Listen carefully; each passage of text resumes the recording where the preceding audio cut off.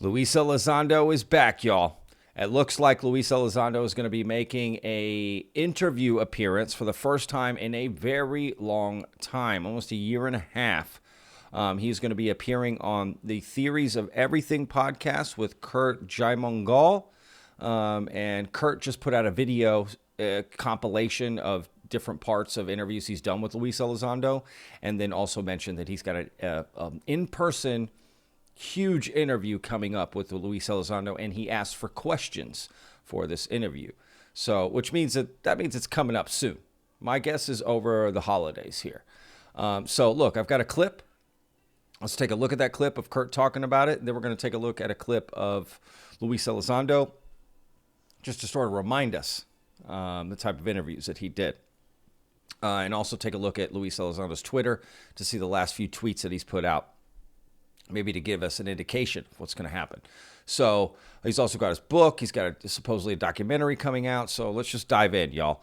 Hi, I'm Patrick. This is Vetted. If you haven't already, hit that like button. That really helps us out a lot. And of course, comment down below what you think. Luis Elizondo, he's coming back. He's going to be doing interviews.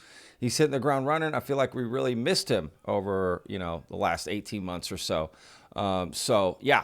And of course, hit that subscribe button, y'all. We're trying to get to 3,000 before the end of the year. So let's do this. All right. Here's the clip of Curt. Just play this and we'll go from there. Compilation is in preparation for a behemoth interview with Lue in person. So if you have a question for him, leave it below. Think of this whole anthology as an early Christmas gift. My name's Curt Jaimungal, and this podcast is Theories of Everything. So, okay, I'm going to put a link to that video, right? This compilation that he has right here, okay? And in the comments of that video is where you can leave your questions for Luis Elizondo. So follow that link in the description. Go to Curt Jaimungal's podcast. Subscribe, of course. It's a great podcast. It's amazing interviews. And leave your question for Lue, all right? Don't leave them in our comments, okay? Lue will not, that's not how it's going to get to him. I just want to hear in the comments below of what you think about Lue coming back, what you think about Lue in general. You ready for him to come back? Everybody's just been wondering, where has he been, right? So look, before we get to this clip that I'm going to show you guys about Luis, let's go to Luis's Twitter, see some things he's tweeted out sort of recently. This is December 4th. Okay, he writes, "Have no fear. We already have a plan B, plan C, and so forth. We know where the vulnerabilities of the beachhead lie and where the incoming fire is from. This is extremely important and valuable for disclosure." They're basically just talking about, right, the UAP amendment getting gutted and the NDAA, and that sort of thing. Also on December 24th, he puts, "Finally, you appeared publicly at this critical moment." And he responded, "Working very hard behind the scenes. This isn't over yet," he says. So yeah, look, he couldn't attend the Soul Foundation, right? People were wanting him to be there. But look, he's just been out living his life. Here he is, right?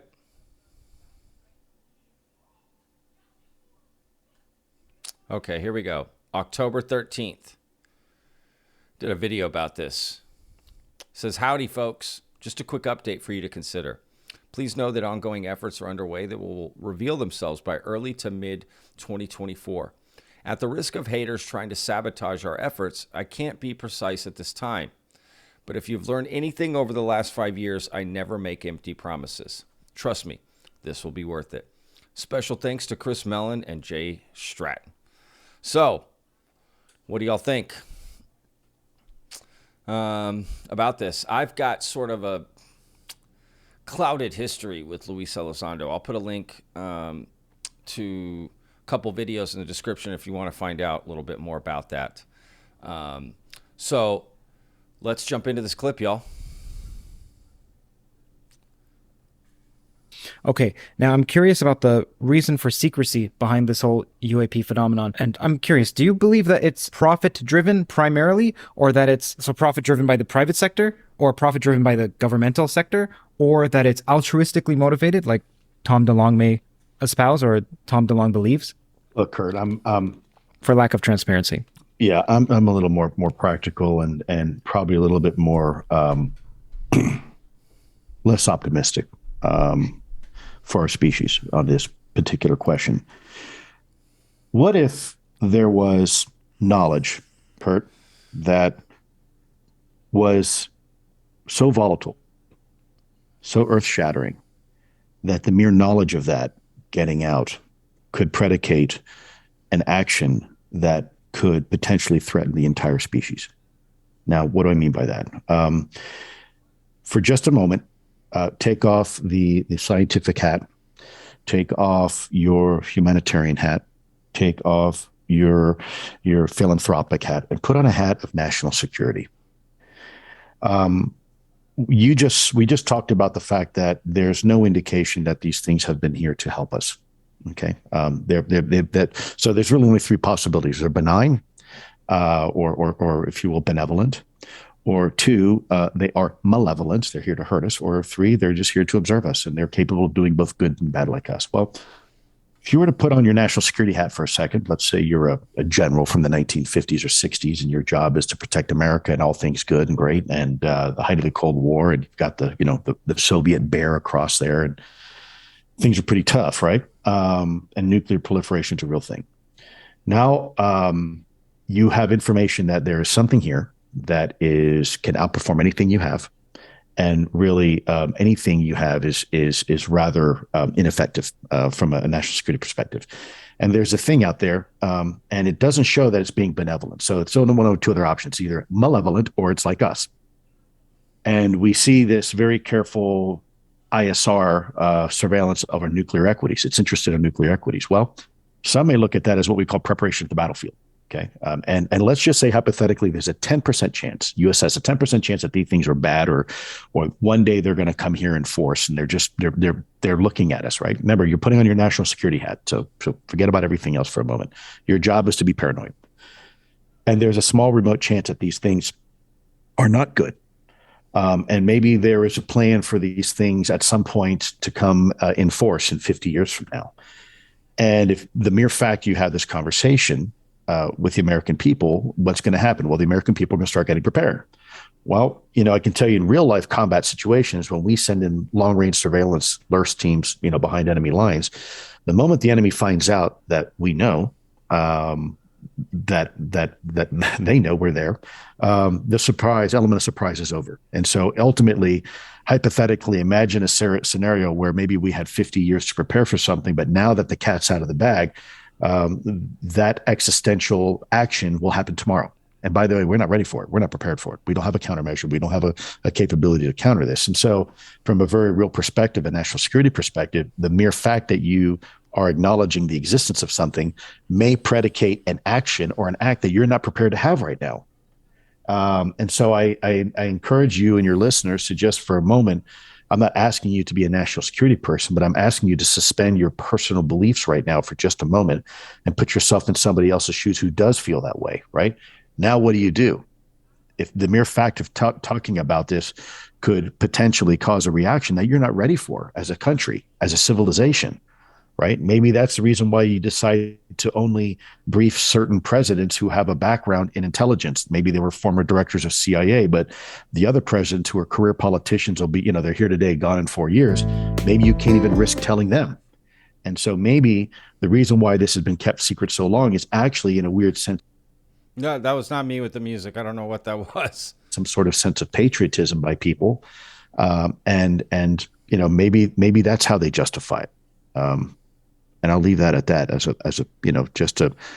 as a counterpoint of forcing people to think maybe a little bit non-traditionally. Now, do I think if that happened to ever be the case, that's a good explanation? No. I still think that we have to be honest with the American people. It's like I've said this before, it's like going to the doctor.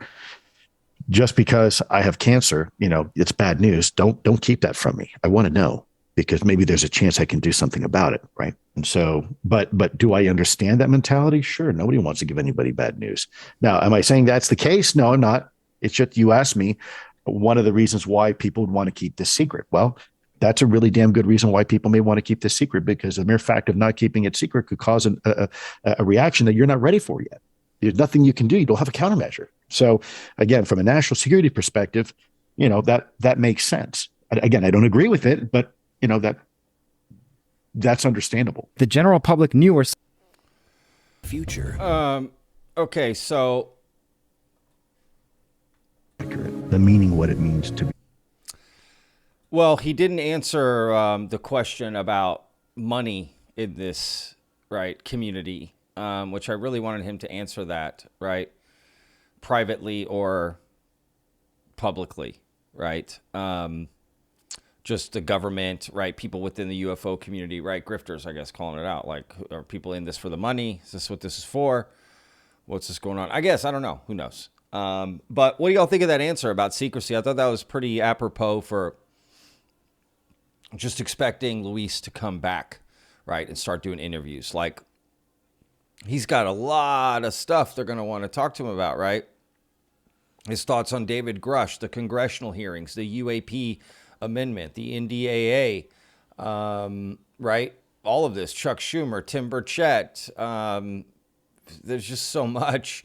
Danny Sheehan, all these different people are coming out, right? The Soul Foundation, all these people that are coming out of the woodworks all of a sudden. It's interesting, right? So why has Luis been taking a break, right? You might ask. Now, about a year and a half ago, I was supposed to interview Lue Elizondo, like June 2022, and for his book that was coming out. And basically, at that point, he just was not going to do any interviews. That's what I was told by his representation, that he was not going to do any interviews until his book was out, right? Which is typical when you're doing like publicity rounds. That's typically what you do. You're told by your managers and your people, don't go out, you can't do press, right? Because they're going to ask you about things that you then want to reveal in the book. That way, when your book comes out, you got stuff to talk about.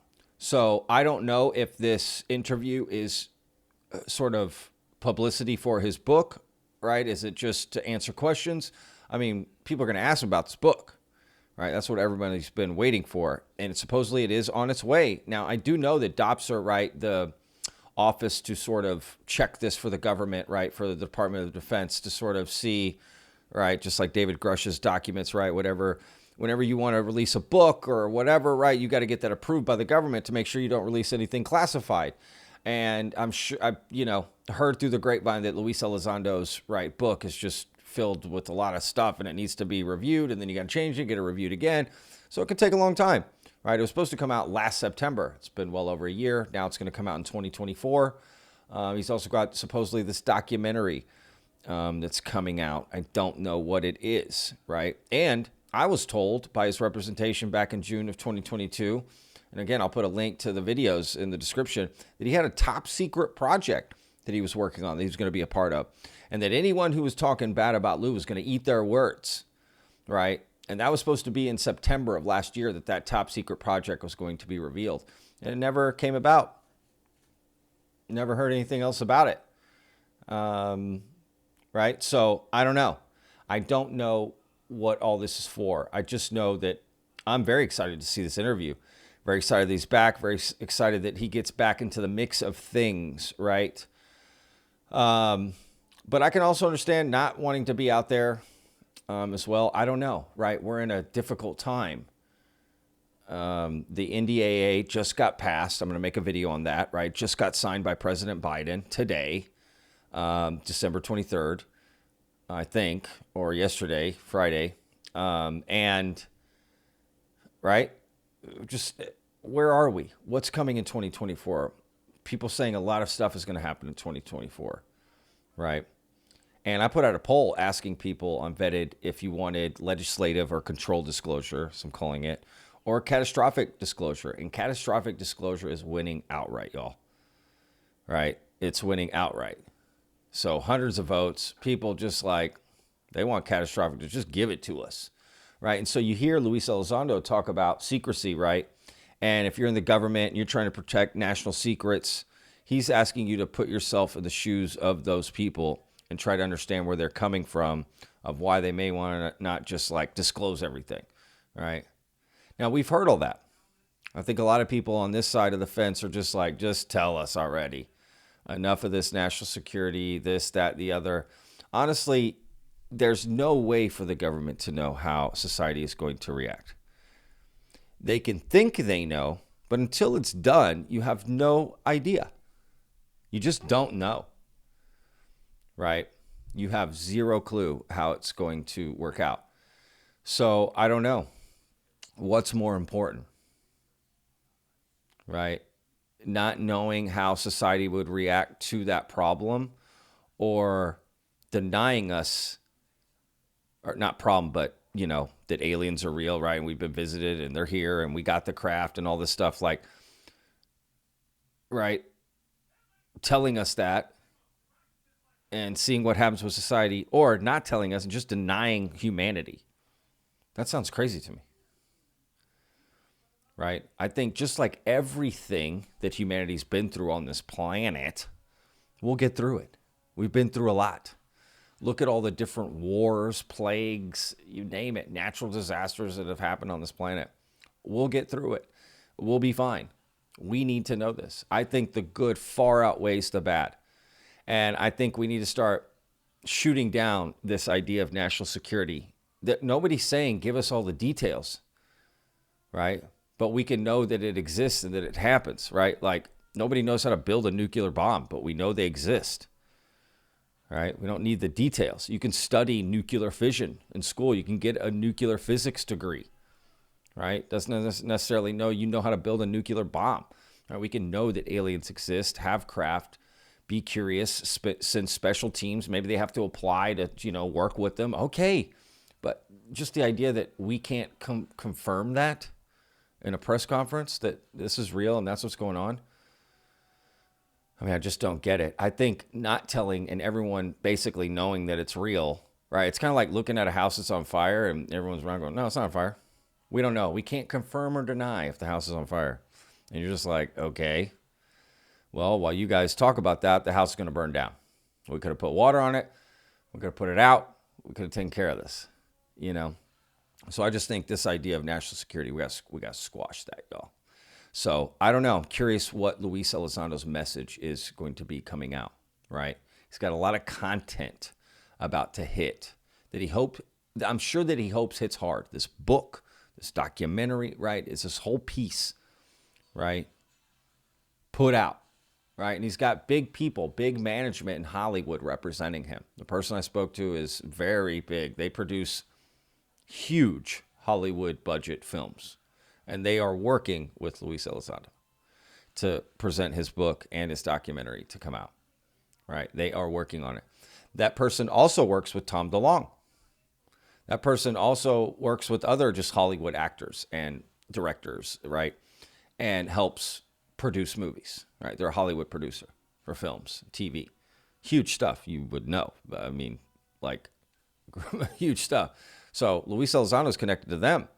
That's a big deal, right? Like, they obviously see something in this book, in this documentary, and that person that represented them does not want to be known. They don't want their name known. They told me that because they said that they don't want the crazies in the UFO community to come after them. That's what they said. Literally told me that, right? Now, that's not saying that Luis Elizondo told that. Hey, man, these UFO crazies, right? That's just what he's seeing, I guess. I don't know. Probably just doesn't want to be attacked or ridiculed or doxxed or told he's a government agent or a shill or whatever, right? It's like, so I get it. But I don't know. Again, curious for this interview. Everyone's going to be watching this, like the David Grush interview, right? Luis Elizondo's first interview in a really long time. So very curious. Can't wait to see when this comes out. Again, my guess would be if he's taking questions already, he is going to be filming it over the holidays. That's my guess. After Christmas, that week in between, before New Year's, or just in the new year, right? Just at the beginning of January 2024. So maybe Curt's expecting to collect questions till the end of the year and then shoot it sometime in the middle of January. It's got to be edited. I mean, we're looking at anywhere from, second week of January to second week of February. Somewhere in those 4 weeks is my guess. based on podcasting and this and that and asking for questions and just timelines and editing and that sort of thing and publishing. That's my guess. But again, they could be holding it to then release it with this book and this documentary, which we still don't know when that's coming out. Okay, there is no real confirmation. Anyone telling you otherwise just doesn't know. That is not true. There is no confirmed date on either of those. And to be honest, there's no really confirmation besides Tim Burchett saying like Lue's working on a movie, and other people have said he's working on something and there's something going on, but who knows? So, let's hope that interview comes out soon. So I guess we'll find out. But anyway, can't wait to read the comments. Lue Elizondo's back, y'all. Tell me what y'all think. And real quick, before we go, I just want to say all the comments y'all leave are just absolutely wonderful. The poll that I put up, asking people about disclosure and what they wanted, I read the comments, and y'all just leave some really wonderful, thought-out things that I don't think about. I just want to say that. And in any video I put up every day, y'all always put all these great comments, help me understand different things, different angles, different things, that sort of thing. So, and I hope other people read it and try to learn from it as well. So thank y'all. I mean that. That's what this is for. We're trying to build a community here with Vetted, right? And I'm also trying to come up with a name maybe, right, for the people that watch this show, our subscribers. What should we call? Like, are we vetters, vets, or nothing? Is that stupid? I don't know. Whatever. Okay, guys, I'm Patrick with Vetted. We'll see you guys on the next video. Remember, every day's a gift.